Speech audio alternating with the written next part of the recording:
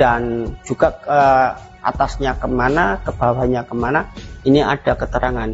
Yang paling kita harus ketahui di sini ada sumbernya.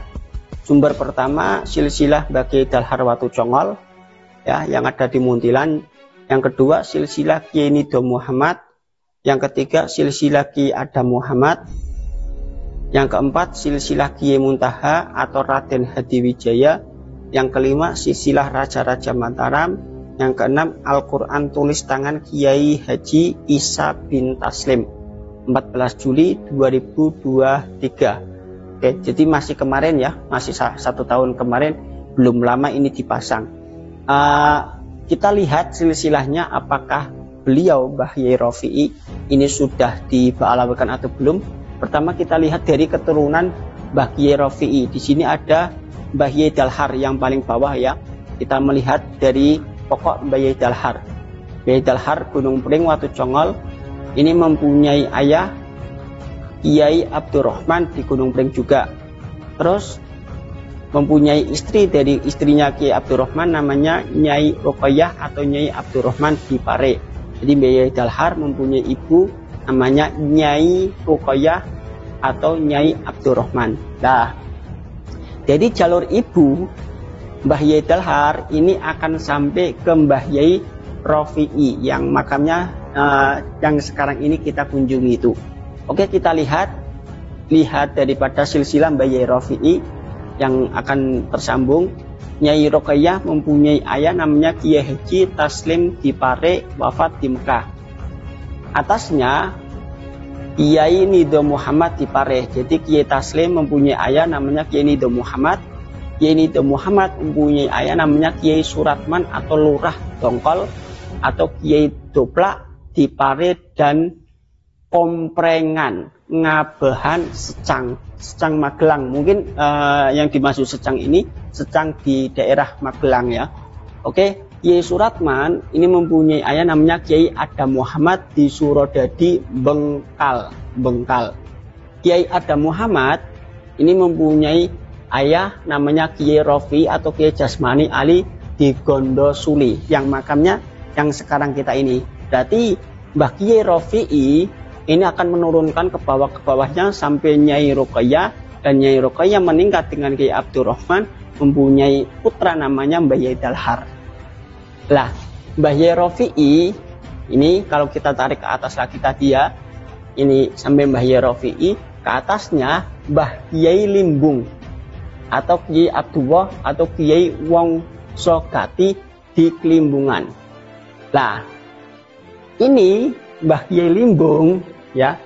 Kita kemarin mengunjungi Masjid Limbung dan silsilah di situ Mbah Yai Limbung ini sampai ke Ba'alawi.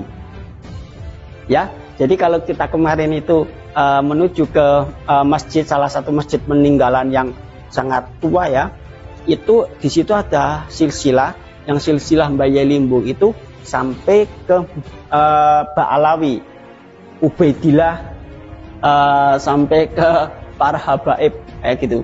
Jadi kalau umpamanya Mbah Yai Limbung ini diba'alawikan, otomatis Mbah Yai Rafi'i ini diba'alawikan. Cuma karena memang ini tidak diterahkan, karena memang masih butuh penelusuran, jadi ini tidak ditulis. Tapi kalau Mbah Yai Limbungnya ini sudah diba'alawikan menurut yang kemarin-kemarin ketika kita meneliti atau ketika kita meneliti di daerah Temanggung yang di sana. Jadi memang secara umum Mbah Yai Rafi'i belum dinyatakan sebagai atau belum diba'alawikan. Tapi kalau kita lihat ke atasnya Mbah Yai Limbungnya ini sudah diba'alawikan, dan semoga ini bisa ditangani oleh para teman-teman Laskar Sabilillah, teman-teman PWI dan teman-teman Nahdiyin yang lainnya. Karena memang teman-teman PWI dan Laskar Sabilillah yang ada di Temanggung ini sangat luar biasa dan sinergi, dan semoga memang bisa diatasi. Kalau Mbah Yai Limbung ini sudah kelar, otomatis Mbah Yai Rafi'i jelas sudah sama dengan Mbah Yai Limbung. Yang karena yang titik poinnya ini di Mbah Yai Limbung. Yang Mbah Yai Limbung itu silsilahnya sudah diba'alawikan. Dan mungkin kita minta bantuan, minta tolong kepada teman-teman yang ada di sekitar Temanggung untuk menyelesaikan atau untuk meneliti, dan juga dari teman-teman Laskar Sabilillah PWI juga untuk meneliti daripada sejarah daripada Mbah Yai Rafi'i, Mbah Yai Limbung, apakah Alawi atau bukan. Tapi kalau menurut kami pribadi, ini kemungkinan besar bukan Alawi, karena memang kita sudah lihat silsilah daripada orang-orang yang keraton, dari orang-orang keturunan Wali Songo, ini bukan jalur ke Alawi. Apalagi zaman sekarang ini masih ramai tentang pemba'alawian makam, tentang pengklaiman makam. Oke, itu saja ya sekilas tentang makam Mbah Yai Rafi'i. Kalau kita lihat di sini memang belum menjadi Habib atau yang lainnya, tapi kalau kita melihat silsilah daripada Mbah Yai Limbung yang ada di Masjid Tuwasana, tepatnya aku kurang tahu, tapi di Masjid Limbung itu ada peninggalannya dan di situ ada tertera figura dan di situ ada silsilah nasabnya sampai ke Ubaidillah. Jadi aslinya kalau kita lihat secara di sana ketika sudah diba'alawikan, otomatis di sini juga akan mengikuti diba'alawikan. Mungkin semoga bisa ditangani secara khusus dan juga bisa ditangani secara maksimal, dan bila memang apa yang saya utarakan tadi banyak kesalahan, khilafan, saya minta maaf sebesar-besarnya. Jadi intinya kalau Mbah Yai Rafi'i ini akan menurunkan sampai ke Nyai Ruqayyah sampai Mbah Yai Dalhar. Nah, sedangkan Mbah Yai Dalhar kalau jalur ayahnya ini sampai ke raja-raja Mataram Islam. Sini ada Mbah Yai Ra'ub.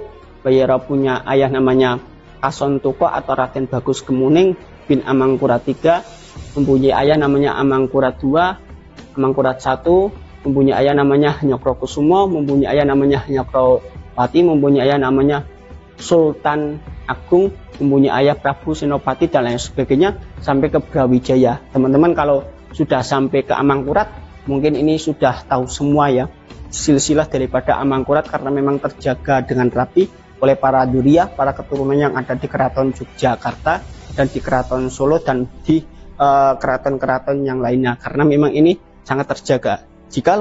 Tapi kalau kita lihat secara jalur yang ibunya ini sampai ke atasnya sampai ke Mbah Rafi'i dan sampai ke Mbah Yai Limbung, ini kita kemarin menemukan bahwasanya kalau Mbah Yai Limbung ini sudah diba'alawikan, tapi semoga bisa ditangani dan bisa diatasi dan bisa disterilkan dari teman-teman Laskar Sabilillah dan juga teman-teman PBI ataupun teman-teman yang lain yang sama-sama guyub rukun, sama-sama saling bahu-membahu untuk menjaga kelestarian, untuk menjaga makam-makam wali-wali kita, untuk menjaga situs-situs sejarah kita.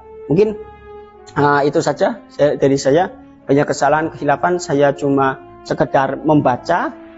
Kita juga belum pernah meneliti secara detail, tapi ini sudah ada sumbernya jelas dan ini bisa dipertanggungjawabkan dan ini jelas. Tapi kalau Mbah Yai Limbung, sekali lagi ini tidak disebutkan sampai ke Ubaidillahnya, tapi kalau kita lihat di Masjid Tuwasana itu Mbah Yai Limbung itu sudah diba'alawikan. Mungkin jikalau dari saya banyak kesalahan, kekhilafan, saya minta maaf sebesar-besarnya.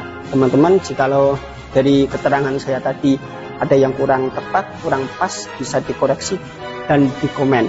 Kita saling berbagi ilmu, kita saling memberi nasihat yang baik, dan jika memang ada kekurangan, saya minta maaf sebesar-besarnya. Mungkin itu saja. Akhirul kalam, Surabaya Jaya Jaya Ningrat, lebur pingin nembang seperti. Assalamualaikum warahmatullahi wabarakatuh.